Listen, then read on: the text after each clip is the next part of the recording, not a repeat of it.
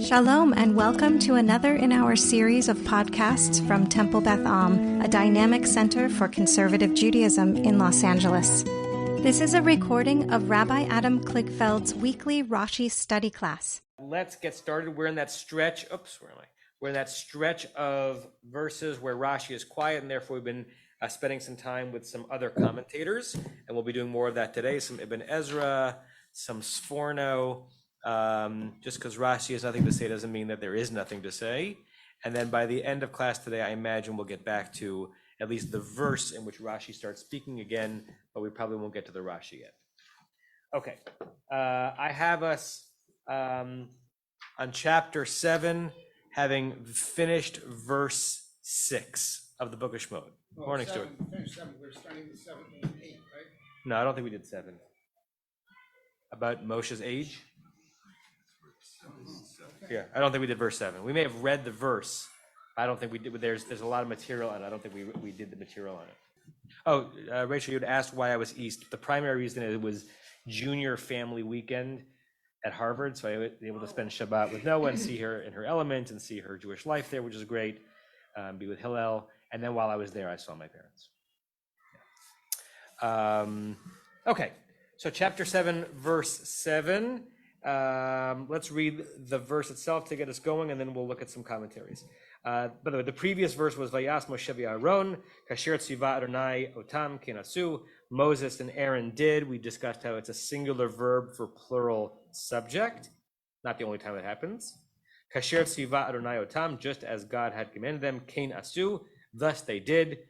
We discussed the double redundancy, the redundancy in the verse, first telling us that Moses and Aaron did what God had asked them to do, as if there was a supposition that they wouldn't have, and then the verse repeating it, thus they did. So there's a double redundancy. We discussed that a little bit, and I think we're going to move forward, even though there's always more to say. And now we go to verse 7 in chapter 7. Everyone agree that's where we are? Okay. Alan, you have a microphone near you. Do you want to read verse 7? Sure. Can you guys hear him on Zoom? Yeah? A little bit. Move the mic a little bit closer to you. I know it's hard with the books in front of you. Umoshe ben shmonim shana, v'Aaron ben shalosh ushmonim shana, b'dabram el paro. Okay. What do you got? That and Moses was 80 years old, and Aaron was 83 years old when they were speaking to Pharaoh. Good. All right. So we've got ages. We've got the classic biblical way of expressing double digit ages by giving the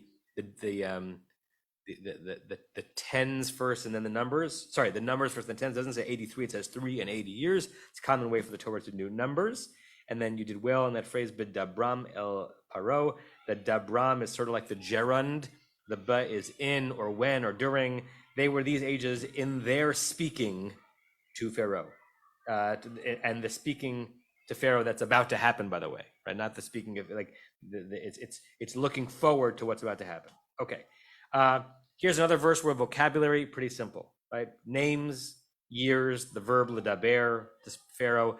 There's no question of what does this verse mean, word mean. There's not even a syntactic question about why it's in this order. It doesn't mean that we can't ask any questions on the verse. Rashi doesn't. Rashi is totally satisfied by the verse, but others are not. So let's see. What questions might you have on this verse? We'll start with Renee. I just have a question on a comment that Saperstein wrote. He says that 80 and 83 are sets of perfect numbers using 40. I wasn't really clear what perfect numbers means. Perfect numbers? Well, in modern math, perfect numbers are numbers whose integers add up to the number. I don't know if that's what he's referring to. Right? I don't know. He says another set of quote unquote perfect numbers, this time using 40 as the base. The master of trivia does it again. In the learned league. Okay. I don't know what Saperstein means by that, unless Saperstein knows the name Thorsten Integrity, which will go over many people's heads. But I'm not sure what he means by that. Okay. Other questions or comments on the verse? Rebecca Leonard. It seems unusual to state their ages here, because normally aren't the ages stated maybe when someone's born or when someone dies? So this is a monumental, perhaps it's the start of a birth, but Yeah. It's the primary question one could ask on this verse. Why do we care about this? Why are we being told this, right? And if we're told their ages now, why haven't we been told their ages in different points in their lives, right? So we don't often, as Rebecca says, learn about the ages of people in intermittent points in their lives. We sometimes know their lifespans, and we're going to know Moshe's, right? But it's like saying, and by the way, his birthday was the 7th of Nisan, right? So that's a primary question. It's actually interesting to me, although you can make endless arguments from silence, that Rashi does not ask that question. Why is Rashi not interested? Why we care how old they are at this stage in the story, okay? So we might look at some answers to that question. In fact, we will, but that is a great question on this verse. Barbara? Well, in this case, we're saying Moshe is 80, and we know, because we've read more before, not in this class, that he dies at 120, which... Barbara, can you speak a bit louder? We know that Moshe dies at the age of 120, so this gives us an idea about how long the walk through the desert was to get to Israel, the 40 years. This may be just our first clue. But it's sort of logically backwards, because we don't, at this point in the story, we don't know that there's going to be a walk. We don't know how long. Right, I understand that. We don't know how old Moshe is when he dies, and the Torah later on tells us that they walked for 40 years and tells us that he was 120, which means we could have done the math and say, I wonder how old he was when the Exodus began. I think he was 80, because that's 120 minus 40. So I hear your point, but this Torah didn't need to mention that to get that information out there. I agree, it didn't need to mention it. I think that for some reason, whoever wrote the Torah decided that we should know in advance how old he was, so that when you get to Israel, you know, without reading the end of Deuteronomy, how old he was when he died. Yeah. We already can figure it out. I'm not saying it's a vital piece of information. Yeah. I'm just saying maybe that's the reason it was stuck in there. Well, pun intended, your use, it's actually a very vital piece of information, and one of the commentaries we're going to look at is going to offer a similar and more detailed answer. In other words, it's the why of the why. Why was it significant for the Torah to tell us that at this stage in the story he was 80? Why is that a significant thing for us to learn? We'll look at the commentaries in a second. Diane, let's get Diane a microphone. Well, he's starting his journey, right? He's starting his journey, yeah. Well, maybe that's why they mentioned the age, because it's the start of a journey. Yeah, but they start journeys. We didn't know how old, Yaakov was, when he left for Lavan, right? There are plenty of journeys that happen that we don't know the characters' ages. So you can make an argument as to why it makes sense here, but why would it not make sense in other contexts? Diane? So both of them seem considerably older than what the story would seem to have indicated, because it's not that long ago that he was circumcising his son coming to Egypt. And does that mean he was in Egypt for all this time? Yeah. And I mean, it raises a lot of questions. So that's a fascinating comment, and interesting to me. It's not amongst one of the things that the medieval commentators say on the verse, which is, how do we get to this stage in their life, right? Are we supposed to understand that when he was with Midian and Sipporah having kids, he was in his 70s? Or he was in his 30s, and then all of a sudden decades have passed, and have decades passed since the burning bush, right? So the answers that we're going to look at give an explanation for why we're being told that he's 80. But the answers do not get to, how did he get to be 80? So I really appreciate that comment, that we don't have no great resolution to it. Rachel, was your hand up? Yes. I'm going to be flippant and amusing and say he was giving art instructions to Michelangelo, so that all of the artwork portraying Moses are artwork of an old man. And that I think, biblical time, we can go back and look at the age of Abraham when Yitzhak was born. Biblical time is a funny and somewhat fluid quantity, but I just thought when I read this line now of all of the artistic representations, and that they make Moses look old. Although as we go through the rest of Torah, Moses is certainly not depleted by age. Yeah. He's a very, very energetic character. Lo nas lecho, we're told at the end of his life. that I'm sorry, His vigor didn't abate. Yeah, I must respectfully dissent. It couldn't have been done, because if that's the case, Michelangelo wouldn't have given him horns. So your comment, Rachel, made me think about something I haven't thought about in a long time. Am I right that in the Ten Commandments, the Cecil B. DeMille version, that there was a directorial decision at some point to age Moshe like instantly? Was it after the burning bush? Maybe this is nothing. But Yeah, like he goes Charlton gray. Heston gains He goes gray. decades at the burning bush. And I just wonder if this is Cecil B. DeMille's close reading of the text, saying at some point, Moshe comes from being a young man who strikes the Egyptian on his way into Midian to being an old man taking them out of Egypt. And the Torah tells us that. And I never thought about, like, why does he get old at the burning bush? But that's the scene that he goes there, hale and brown hair. He leaves with that hoary-haired, bouffant, right? So maybe Cecil B. DeMille was a close reader of the book. I mean, he had to have been. There's no way he could have done that movie without it. But I wonder if that was informing that directorial decision. Interesting. Okay, Rick, and then we're gonna look at Sforno and Ibn Ezra. Yeah, it happens to executives. They Can you speak a little bit louder?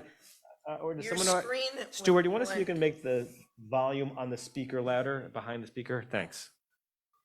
I was just going to throw in, it happens to executives. Obama before and Obama after is all gray. So That it's happens to the stress of the position. So be at careful, the Rabbi. before and after of any president.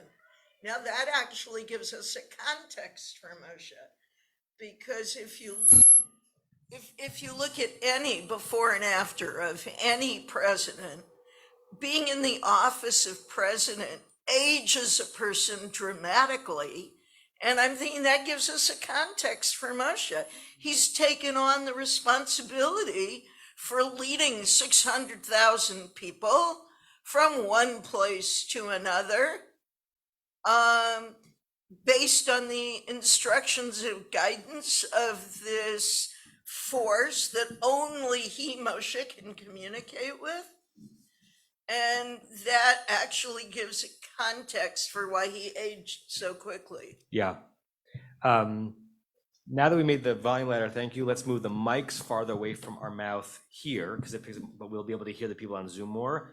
There it is. Now you can see it. The technology is great when it works. How about that for an obvious statement? Mickey, let's give Mickey a microphone, and then we'll look at Sforno. For those of you on Zoom, for a while, the people in the room could not see what was on my computer, which is going to become significant in a second when I share screen, but we fixed it. Okay. I was just wondering about the perfect numbers thing. I mean, during the burning bush, it's 40 years. He's 40 years old. Now it's another 40 years, another 80, then 40 years until 120. It's like 3 cycles of 40 that we're going through. I mean, that has to be deliberate, right? That's interesting. So, do we know explicitly he was 40 at the burning bush? I don't know. I was just like looking it up, and I was thinking it said 40, and I'm thinking the numbers seem to be rounding up. Was it, or is it? I don't remember. How old was he at the burning bush? I don't remember if we know explicitly how old he is at the burning bush. Maybe we do, and I forgot. Wouldn't that be funny?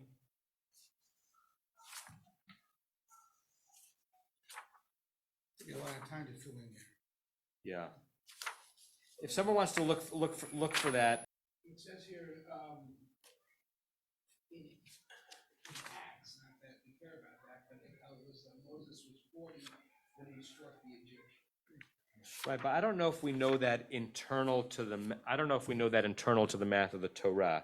But whether or not we know that, certainly numbers, Mickey, in the Torah, I think some numbers are meant to be actual and some numbers are meant to be archetypical and symbolic, right? and certain numbers were, repeat. 40 repeats, in wandering in the desert, and 10 obviously repeats, and 7 repeats. And I think sometimes ages seem like hopelessly random. Like there's no reason why we're told that Abraham lived as 174, 176 years. There's something about that number that seems iconic. So it must be that that's just how old the Torah thought he lived to be. Same thing with Methuselah, and some numbers seem beautifully rounded, right? And so if we really want to go meta, you can ask yourself the question, what did numbers mean to ancients, right? And might literally numbers have meant something different to them? Not that they thought of the number, they knew that 3 was 3, but what was the impact of saying someone's age? And was it significant to attach it to a round or perfect number? Although Aaron here is just 83, right? So if Moshe's number is symbolic, Aaron is just a couple years older than his younger brother. Okay, let's read. What do I want to start with? Let's read Ibn Ezra on this verse. Whoops! Too many things open. Okay. I only have Ibn Ezra in the Hebrew. I know, but I have it. I just need to find it where it is open on my screen. Here it is. Okay. Okay, I'm going to share the screen. Okay. In the room, can you see it behind me? It's there? A little bit low, but yeah.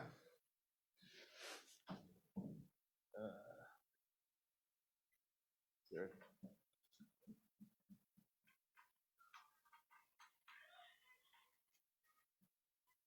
That better? Okay. So here we got Ibn Ezra on 7:7. Moshe ben Shmonim Shana Aaron ben Shalosh Ushmonim Shana Dabram El Paro. Here's Ibn Ezra. Moshe on the right side. He's Kir Shnotehem. The Torah mentions their ages. Velo Matzanu, as we've been heard around the table, we have not found. Bechol HaMikra, throughout the entire text, Nevi'im, prophets, Shehiz Kiram HaKatuv, that the text mentions, Shehit Nabu Beziknutam Rak Ela, right? He's not saying that we don't have other prophets' ages. It's that we have no record of prophets prophesying as old as they prophesied. Now, there's an internal response you can say to Ibn Ezra right now, because we believe that the Torah's ages are more symbolic, and by the time we get to Nevi'im, people live normal length lives, right? To the extent that we, we're told the ages of Jeremiah or the kings of Egypt, the kings of Israel at that time, they were back into in the double digits, right? So one could say back to Ibn Ezra, it's not that it's bigger than we don't have record of other prophets prophesying this old. It's that the whole way that ages were mentioned, the Torah changed by the time we got to the prophets. But let's leave that as it be. He's going to answer why. What is significant about Moshe and Aaron that we hear that they were still on duty at this age? Ki ma'alatam gdola mikol hanaviim. Their level, their loftiness was greater than all other prophets. Vilahem levadam hayam medaber Hashem. Only to them did God speak directly. Be'amud anan, specifically in the cloud of smoke. Now, if you come to shul on Friday night, you might have in your brain a sense, and when you hear the phrase Ba'amud Anan, does that ring a bell to anyone? We have it at the end of the last psalm before the psalm before L'Chadadi. Ba'amud Anan Yidaber Aleihem. I'll pull it up for you. So this is Psalm 99, one of the Psalms of Kabbalat Shabbat. And the Psalm says directly in the previous verse, Moshe v'Aaron b'chwanav, Moses and Aaron among the priests of God, Ushmuel and B'korei Shemo, and amongst the people that God called out by name, Shmuel, Korim el Adonai, they called out to God, and God answered them. In the next verse, Ba'amud Anan Yidaber Lehem, that in the cloud of smoke, or the cloud of cloud, or the pillar of cloud, God spoke to them.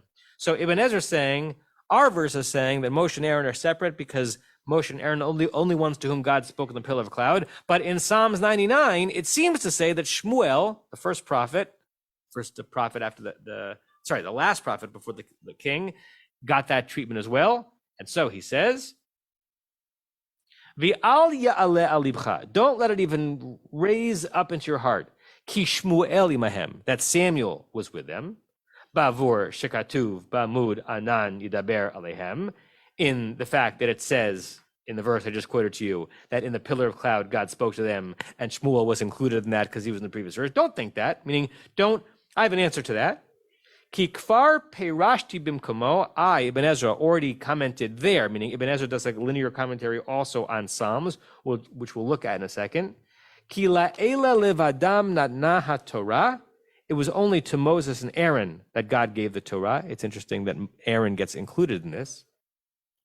V'hinei al yadam yinchalu atzadikim la'olam haba. And it's by means of Aaron and Moshe that righteous people will inherit the world to come. V'kol hanevi'im hem nevi'ei tochachot o atidot. Other prophets, aside from Moses and Aaron, are not transmitting the initial primary word of God. They're not involved in direct revelation, but they are nevi'ei tochechot, prophets of tochechot. What does that mean? What's a tochecha? Rebuke. Either they're coming to say, now, how dare you Israelites, right? A very Jeremiah and Isaiah idea. O atidot. What are atidot? What's atid? Future, right? So Ibn Ezra is making the comment that the word Navi, when it refers to anyone else but Moshe and Aaron, is a prophet who's coming to say you Israelites are screwing up and I'm here to rebuke you, or for them to say, here's what's going to happen in the future if you're not careful, but not changing anything elemental about God's message for the world. Moshe and Aaron were the original transmitters of God's message to the world, the Torah, and therefore they got different treatment, and therefore, or I don't know where you put the therefore in the sentence, they were able to prophesy longer or have their vigor longer, and it's significant for us to be told that. So if you put Ibn Ezra's comment in a nutshell, you're basically saying, why is it significant that we're told their ages? Because, God, look at these folks. They're 80 and 83, and they haven't even yet done the central work of prophecy, because we're not at Sinai yet. That's how high and elevated they were. Isaiah was retired or dead by this age. And after all, I don't remember. Which Isaiah? Oh, which Isaiah, yes. But I'm bummed. Deutero. And if he was alive by then, his job was, quote unquote, merely to rebuke or to tell the future, not to be a primary transmitter of God's word. Okay, that's Ibn Ezra's comment. Let's just see what he says on the verse. 1 second.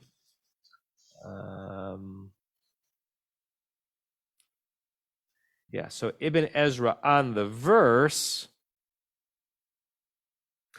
in Psalms, in verse 7, Ba'amud Anan, in the pillar of cloud, Alehem, God spoke to them. Ibn Ezra says there, consistent with his comment on our verse, Yashuv el Moshe v'Aaron. This phrase only relates to Moses and Aaron. Ve'ein Shmuel mehem. And Samuel is not within them, even though in the previous verse, Samuel is mentioned. So he is internally consistent. Okay, comments on that before we look at another comment on this verse. Comments on what Ibn Ezra says. Okay, let's look at Sforno. Sforno, Italian commentator, 16th century. Also is on the screen, you can see it? Okay. Moshe ben shmonim shana. Moses was 80 years. V'im kol ziknatam, even given how old they were, hishkimu, what does lahashkim mean? To get up early, right? Vayashkem Abraham baboker. Abraham got up early in the morning to the binding of Isaac. V'hizdarzu, what does that mean? They hurried. Zrizin makdimin lemitzvah. Those who are zealous for mitzvahs, they rush to do a mitzvah, right? So he's darzu. They got up early and they showed great passion, leratzon konam, towards the will of their creator. Ki omnam, for indeed, Sforno was saying, particularly if you think about how long lifespans weren't in the Middle Ages, mishi higia lishmonim, Anyone who's getting close to this age, don't take this personally. Once you get to 80, gam bi'amim hahem, even, or you might say especially in those days, kvar avar yemei haseva, already had passed the days of, you were already white-haired, seva, you were already aged, vihigia legvurot, but you had gotten to gvurot, which is, it's translated as strength, but we'll look at the Mishnah in a second and how it translates it, but like a certain characterological strength after old age, but not physical strength. Kemoshe he'id betfilato ba'omram ba'omro yemesh notenu behem shibim shana. Just as King David, doesn't say King David, but the commentators assume that King David is the author of Psalms. David testified in his prayer in Psalm 90, which we'll look at in a second, Yemesh notenu behem shibim shana, that the days of someone are 70 years, and all if you get lucky, you get to 80. Let's look at that. Yes, let's look at that verse. Okay. Psalm 90. Some of us change when we daven in the morning on Shabbat. No one hears you. No. I just make it. Still.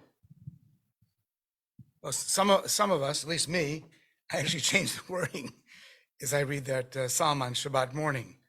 To it because because I'm already Shivim Shana and Shmonim seems too close, so I say Tishim Shana. Good.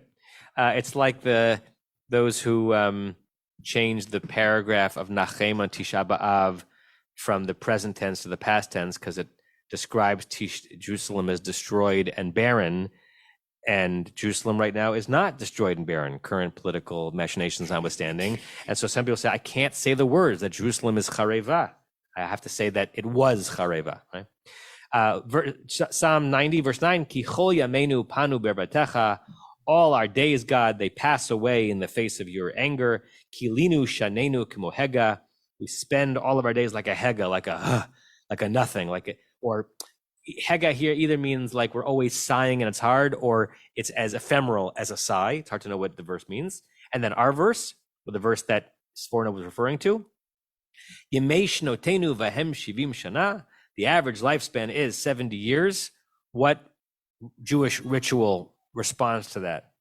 What somewhat rare Jewish ritual responds to the idea that a biblical lifespan was thought to be 70 years? What happens at age 83 for some Jews? A second bar mitzvah, right? It's kind of a common sweet ritual. We've done a few here. We did it for Marshall Temkin a few years ago. Who else do we do a second bar mitzvah for? I forgot. Who? Abe Berman got his third and fourth. Yes. Oh, they are right.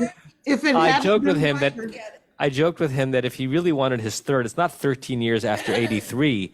It's at 153 that he should have his third. But anyway, that it's sort of a common and sweet thing that on your 83rd birthday you come and you get Aliyah of the Torah and you read your parsha, and it's a way of saying you lived your lifespan and now you're bar mitzvah again, right? If it hadn't been for COVID, I had wanted to do it when I was 82. Barbara, now it's harder to hear Barbara. Ugh, I don't know where Hector is. But I think what Barbara said is that had it not been for COVID, you would have wanted to celebrate your second bar mitzvah. So we'll have to do it. We'll have to do it whenever you're feeling up to it. When you're 96. When you're 96. And the verse continues, Ve'im b'gvurot. If you've got real vigor, shmonim shana, meaning if you're lucky and you have good genes, you get to 80 years, and then the psalm gets very morose. The robam amal v'aven, most of them are awful. Most of those years are filled with toil and distress. Ki gaz chish v'na'ufa, and they pass by so speedily, and we are in darkness. So Sforno says that even though normally it's the case that by 70 and certainly by 80 you've reached the end, right? Moshe and Aaron were different because they were able to continue to get up and do their work generatively and vigorously. Now, some of you might remember this text from Pirkei Avot, which talks about the different years that the rabbis imagined were signposts in a human being's life in terms of what they signified that you were ready for and up to. Hi, Chloe. Hu Haya Omer, this I forgot is Yehuda ben Tema. We could spend a long time in this Mishnah. We're not. I just want you to see it in context. Ben Chamesh Shanim Lemikra, you start studying Torah at 5. Ben Esther le Mishnah, you study Mishnah at 10. Ben Shlosh Esrei le Mitzvot, or mitzvah. When you're 13 years old, we study this text in the ritual committee. You're obligated to mitzvot. Does not make a distinction here between male and female, which is why I think that one of the reasons why I think bat mitzvah should be at 13 and not at 12 and a half. Ben Chamesh Esrei le Talmud, you start studying the Talmud when you're 15. Although the Mishnah here does not mean the Talmud, because the Talmud didn't exist at the time of the Mishnah. So it probably means just like upper level study. Ben Shmoneh Esrei lachupa, get married at 18. Ben Esrim lirdof, go pursue, hard to know what it means, either meaning or a career and income when you're 20. Ben Shloshim lakoach, 30 years you're at the height of your vigor. Ben Arba'im lavbina, you start getting true wisdom when you're 40, right? This connects to Rabbi Akiva's beginning his quest for understanding that age. Ben Chamishim le'etzah, when you're 50 years old, you can finally give counsel, you've earned it. Ben Shishim le'zikna, you've reached zikna, whatever zikna means, old age, at 60. Ben Shivim la'seva, by 70 your hair is getting white and you're on the downhill. Ben Shmonim la'gvura, we could spend an hour on what the Mishnah meant when it says that you hit gvura, strength, after you've hit old age and after you've gone white-haired.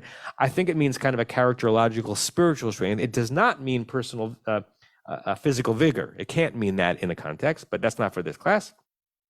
Ben tinshim la shuach, you start bending over when you're 90. That won't be the last line because it's too depressing. Okay, so Sforno is aware that that's how the rabbis understood the arc of life. And generally, when you're 80 and 83, you're not beginning your life's major work.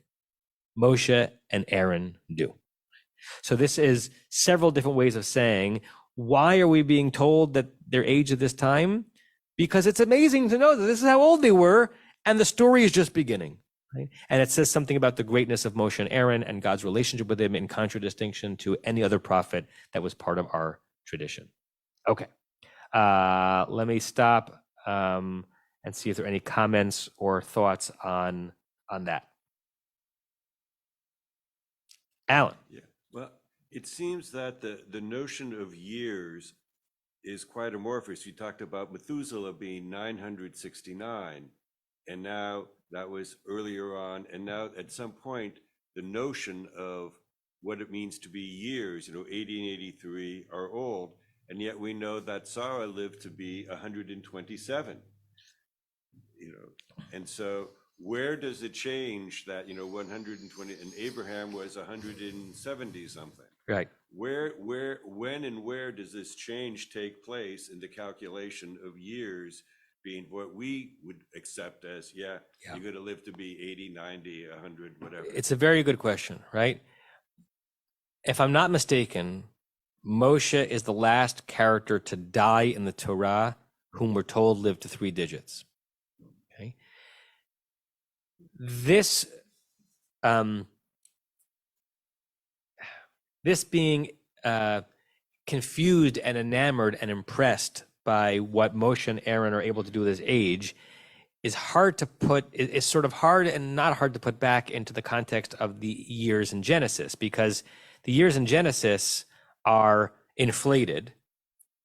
But it's also the case that the Torah was aware that Sarah would be confused that she was able to have a child at this age, because she exclaims it, right?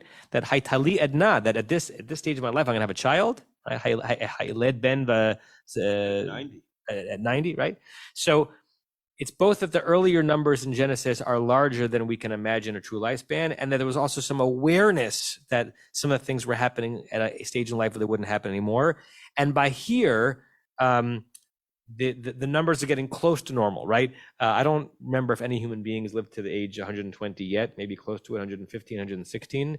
120 is like, really, it's almost prescient. It's like the edge of what someone could have imagined would be the lifespan, which makes me think that by the time we get to Moshe, whether or not the human being Moshe lived to be this old, the Torah was already in a stage of saying, this is the longest lifespan even imaginable, and we're going to assign it to Moshe. Whereas when it was Abraham in the 170s, it was purely in the realm of the mythical. Okay, anything else in this verse? All right, we'll go to the next verse, which is the last verse in this stretch that does not have a Rashi, and it's a very simple verse, but we'll make things unsimple because that's how we play the game. Whom have we not heard from today? Rick, do you want to read verse 8? Sure. Vayomer Adonai el Moshe ve'el Aharon lemor. All right. God said to Moses and to Aaron, saying. All right. You're hard to hear because of the speakers down, so we're trying to up it. But I think you translate it as that God said to Moses and Aaron, saying. Really hard verse, right? Right. You understand why Rashi's quiet on it, right? It would be hard to find something interesting to say about this verse, but Larry is always up for a challenge. So I'm not sure that this is true all the time, but it's pretty clear to me that the second ve'el is very significant.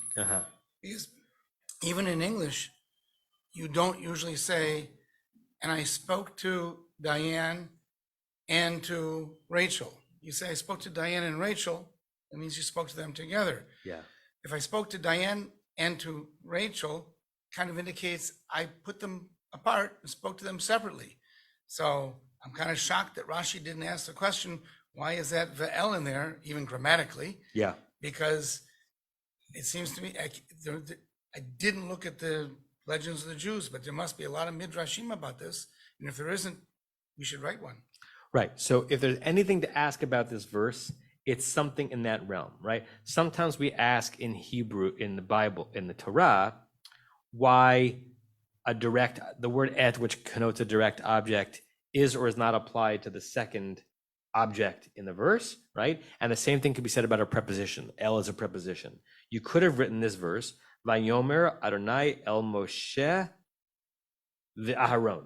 Right? God spoke to Moses and Aaron, and you don't need the second two. Although I think in colloquial English, not that Hebrew has to respond to it, I think we normally would put the two in. I spoke to my mom. I spoke to Larry and to Diane. I spoke to Larry and Diane. I guess it's interchangeable, right? But it didn't. The second L didn't have to be there. Okay, so and we've seen that in several places where there's either a second et or L, or a missing et or L. And it's hard to figure out what the context is and how to read it. We'll look at one commentary who says something about that in a second. But first, Rick. Yeah, hi. Rashi, right? That's where the daughters for Cain and Abel to marry, right? Rashi bar Elohim et hashemayim ve'et haaretz. Why are there's two ets? Well, those are the other creations, right? You know that one. I don't know that one. Oh, well, why isn't it Bereshit bara Elohim et hashemayim v'haaretz? Right. Why are there two ets there? It's the same idea. And I read some midrash someplace. Maybe it was in Bereshit, Rashi. I don't know, but that was explaining those two ets were the daughters that Cain and Abel married. Or not Abel, he was gone, but Seth, I suppose. And but the ets are grammatical, and the L is not. The L is a different story. The et, it's the same principle. It's not. The et is grammatical and is supposed to be before each of the direct objects. Well, it's both the case that there are places in the Torah where you could have two ets and you have one, and you could have one et and you have two. And that you could have two L's and you have one, and one L and you have two, right? So you're right. They're different grammars. One of them is in front of a direct object, the one a preposition. But it's both the case that they sometimes slip in and out. Rick? The other one is Abraham and Isaac and Jacob. It's each of them has their own relationship. I've heard lots of rabbis say that. You mean kachet bincha yidcha? No. When God is the God of Abraham and of Isaac and of Jacob. It doesn't say Abraham, Isaac, and Jacob. It specifies each guy. In the Amidah, you mean? Yeah, I guess so. Yeah. Uh-huh. Yeah. Okay, Larry. And there's one more place where you think that the the et is important. At least I do. When you do the Mishaberach and you recite a list of names, you don't say the names, you say the et. It's a separator. Yeah. True. Each gets their own moment in the sun, their own Each place. gets their own et. Yeah. Okay, let's look at one commentary on this, because I wanted to give you at least one on every verse that Rashi was quiet on. Okay, Ibn Ezra. What do we know about Ibn Ezra? Not primarily, but a real grammatical stickler. If there's a single grammatical or syntactical form that's a little bit off, he's going to say something about it even more reliably than Rashi. Vayomer Adonai, right? This verse, Vayomer Adonai, Hechel l'shatfam shnehem. God began l'shatfam. What does shotef mean? Participate. They're partners. Or join, right? Combine. God here began to combine or to partnerize the two of them. Meaning up until now, God has mostly spoken to Moses and told Moses to do what? Speak to Pharaoh. Speak to Aaron. Yeah. Right? Primarily, Moses has been the recipient of God's word, and maybe exclusively, and Aaron is also kind of brought along. But here is the first time, Ibn Ezra is saying, and I trust him, that God is speaking to Moses, ve'el Aharon, and he's speaking to Aaron too. Why?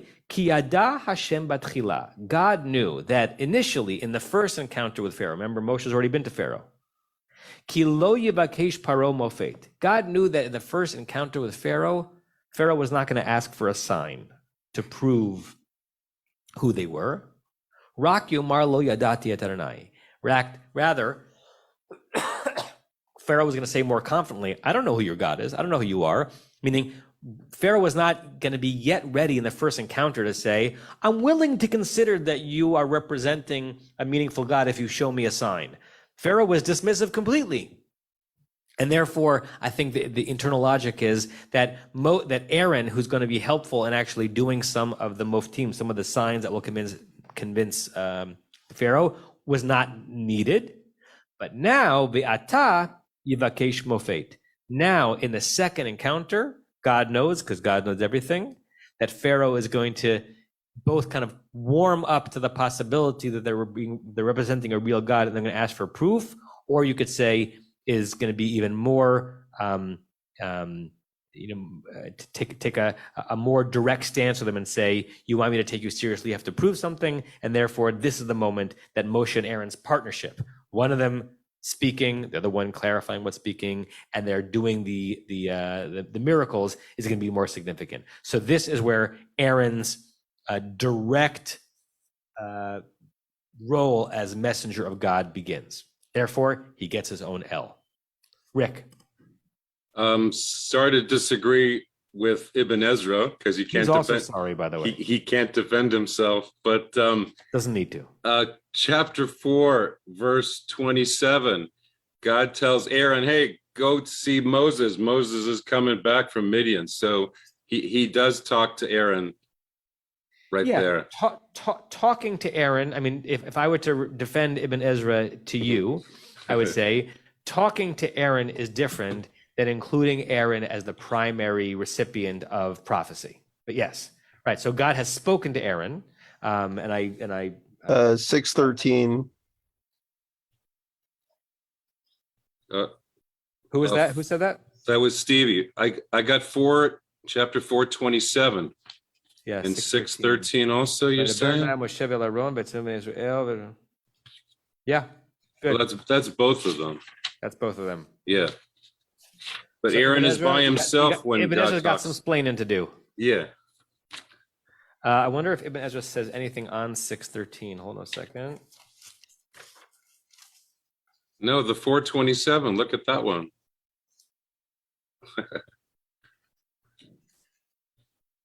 Yeah, let me pull up. Why should I look at it on my page? Let's pull it up on Safari. We'll look at it together. We'll explore it together.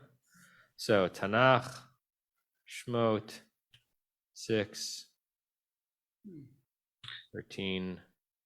Can I add something else? 1 second. Ibn Ezra. Vaidaber, the God spoke to Moses and Aaron, Ata kalal ha'inyan. Here, God is including all of the specifics. Kigam Aharon yeh melitz beino uvein paro, because Aaron's going to be an interpreter between him and between Pharaoh. Kasher yefaresh od al kain hishtatfu shnehem b'dibur, as this can be explained later. Therefore, God, same root, hishtatfu, join them together. So I guess Ibn Ezra would say back to Rick and Stevie, you're right, and I said something similar there too. Right, that this is sort of referring to the same idea, and this is the second of two places where God is bringing them together because their roles are going to be so joined. Yeah. I realized I didn't share the screen. Did I share the screen? Yeah, I did. Okay. Anything else on this? No, it's all right. So now we get back to verse 9 of chapter 7, or we get to verse 9 of chapter 7. And this is the first time that Rashi is going to say something in quite a long time. Rebecca, do you want to read? Rebecca or Leonard, I don't know if you're both there. One of you choose. You want to read verse 9? This may be the most number of verses we've done in a Rashi class in a long time. No, Rashi. Yedaber alechem paro lemor tnu lachem mofet va'amarta el Aharon kach et matcha v'hashlech lifnei paro yehi letanin. Yeah.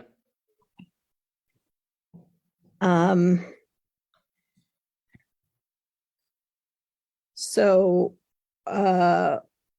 when Pharaoh will speak to you saying, give yourselves a wonder, you shall say to Aaron, take your rod and cast it out before Pharaoh, that it will be a serpent. Good. All right. So God here is anticipating what's going to happen in encounter number 2. There are a couple of things. I'll translate it again, although Rebecca did a great job of translating it. I'll translate it again, just kind of pausing to let some of the ideas simmer to see if it awakens any questions in everyone. Ki probably here means when. It doesn't mean because, right? Ki can sometimes mean when. When Pharaoh is speaking to you, Yedaber alechem paro lemor, and this is what he would say, quote, Tnu lachem mofet. Tnu lachem mofet is an interesting phrase. Give to yourselves a sign. Now, we know that lachem, the lamed, can sometimes mean two, and it can sometimes mean four. If it's give for yourselves a sign, how would we make, is that better? What might that mean? Might be something like, do yourselves a favor, and if you want to have any authority in my presence, you're going to have to prove it to yourself, or prove it to me. But the lachem is interesting. V'amarta el Aharon, and you, Moses, say to Aaron. I'm highlighting that because I think that's interesting given the previous verse. Kach et madcha, take your staff, v'hashlech lifnei Pharaoh, cast it down in front of Pharaoh. It's Pharaoh, not Paro, because of Bumaf and because of Beged Kefet and Ahoy. Yehi letanin, it will become a serpent. Seems to me there's a missing vav here, right? It would sound better, I think, if it was Kach et madcha v'hashlech lifnei Pharaoh v'yehi letanin, right? And not as a vav hayipuch, but vav achibor, and in doing so, it'll become a serpent. Look at the Onkelos a second. Should I pull up the Onkelos? Does everyone have it? I always forget if there's anybody who doesn't have it. I want to pull it up. Second.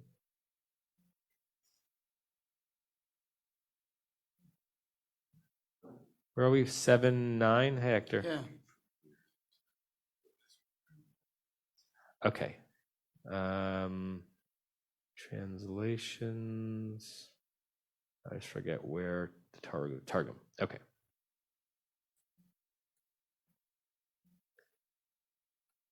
Arei yimalel levatchon paro. Are is an Aramaic for when. Yimalel, we've done that before. Malel is the Aramaic word to speak, from which we get the word milah, a word. Levatchon paro, speaks to you. Lememar, saying, havu lachon ata. How do you know the word ata in Aramaic? But what's the Hebrew version of ata? Ot. Oti leolam, sign, right? So Onkelos is translating the Hebrew word mofet, which means some kind of a sign or wonder, into the Aramaic ata, which is similar to the Hebrew word ot, which you might know as Shabbat is a sign.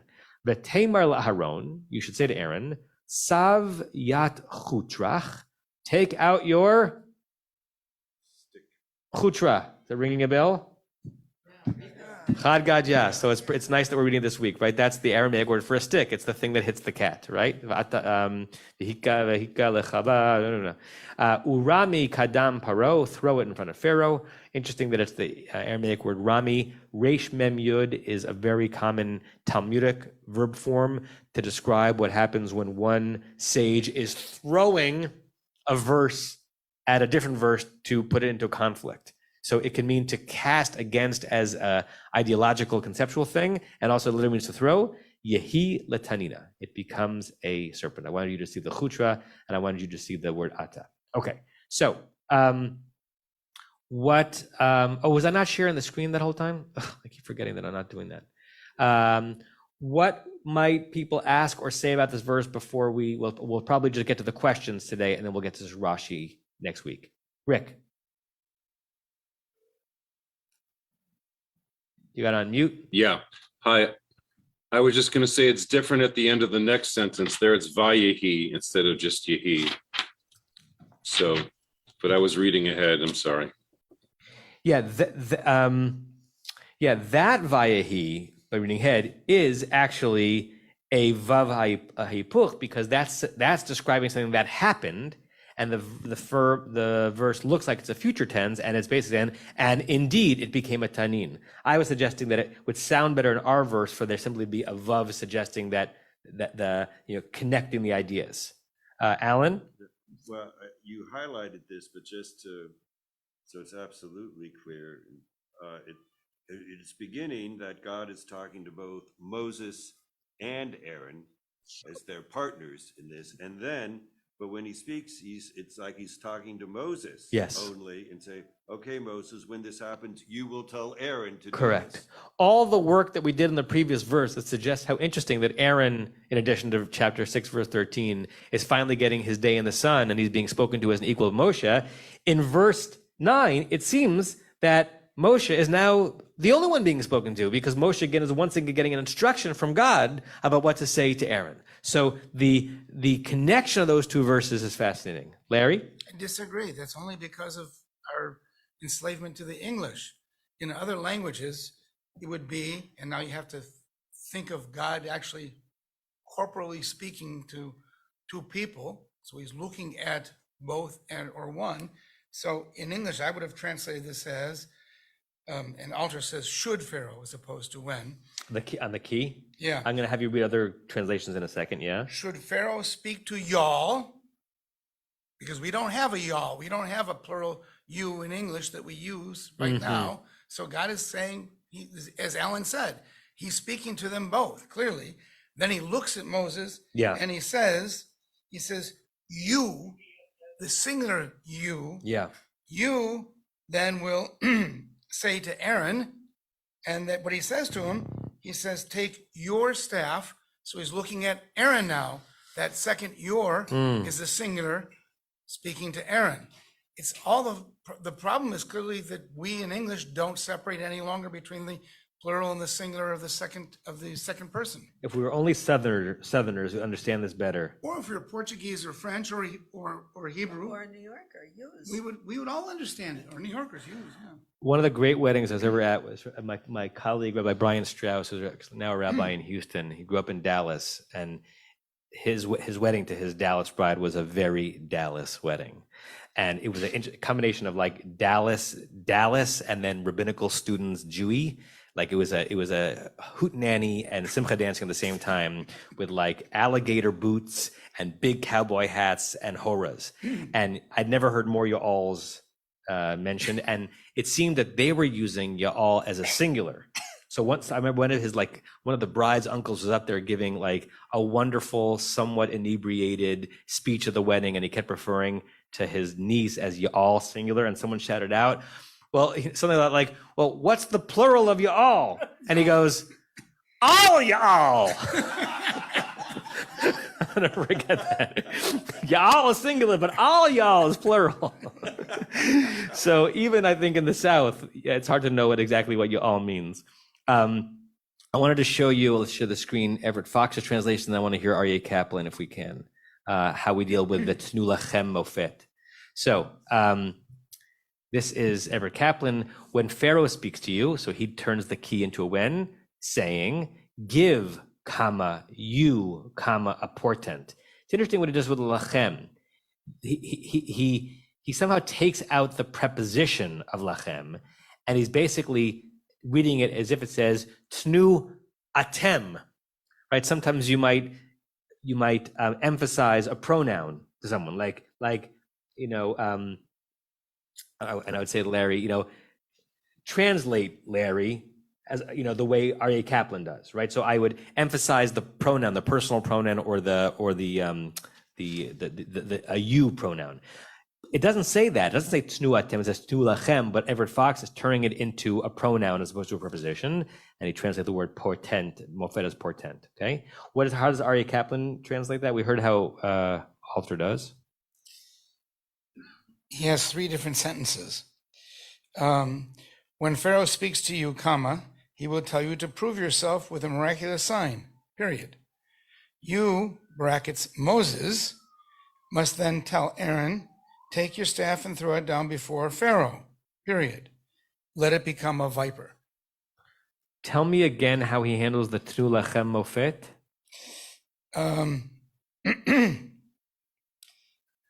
He, meaning Pharaoh, will tell you to prove yourself with a miraculous sign. Tell you to prove yourself. Okay, that's how he does the lachem. Interesting. This Saperstein says, when Pharaoh speaks to you, saying, provide a wonder for yourselves, as shalt say to Aaron, take your staff and cast it down before Pharaoh. For yourselves. This commentary that I just recently found, not commentary, translation I recently found on Sefaria, Torah Yeshara. When Pharaoh will speak to you demanding, interesting, he turns the more demanding, display a supernatural wonder as proof that he who sent you has power, right? That's how he deals with Mofet. But he doesn't deal with the lachem at all, right? He's a very, it's not a creative translation. It's just a very colloquial paraphrasing of what the verse says. Diane, probably last comment of the morning. Actually, we're 3 minutes over. So Diane, quickly. So, well, maybe this isn't such a quick thing we can talk about next week, but are there other places in the Torah or the Tanakh where people become conjurers, magicians? I mean, it's if you look at this, the Gadol, this is a really weird thing. You're conjuring a serpent or a crocodile, a tanin. Some kind of a sea creature, Yeah. I mean, right, especially weird. Because we're going to have very clear laws later on the Torah against sorcery, right? All right, let's hold it here. We're not having class next week, but I encourage you to come to Siyum Bechora, whether you're a firstborn or not. You'll hear some Mishnah study and completion of Masechet Mikvaot that we've been studying. And no class next week. It's going to have a lot of no class recently coming up, because no class the week after that, because it's Pesach. We're going to have class the week after Pesach, but then the 2 weeks after that, some of us are going to be on the trip to the Balkans, and including Leonard. So Leonard, who normally teaches when I teach, will not be available to teach. I'll send out an email with all of it, so everyone's aware. Chag Kasher V'Sameach. Let me know if you want to sell chametz at any point. I got to run to another appointment that I'm late to. Have a good day. You have been listening to another in our series of podcasts from Temple Beth Am, a dynamic center for conservative Judaism in Los Angeles. If you enjoy these podcasts, we invite you to write a review on the Apple Podcast site or wherever you get your podcasts. For more information about Temple Beth Am Los Angeles, go to tbala.org.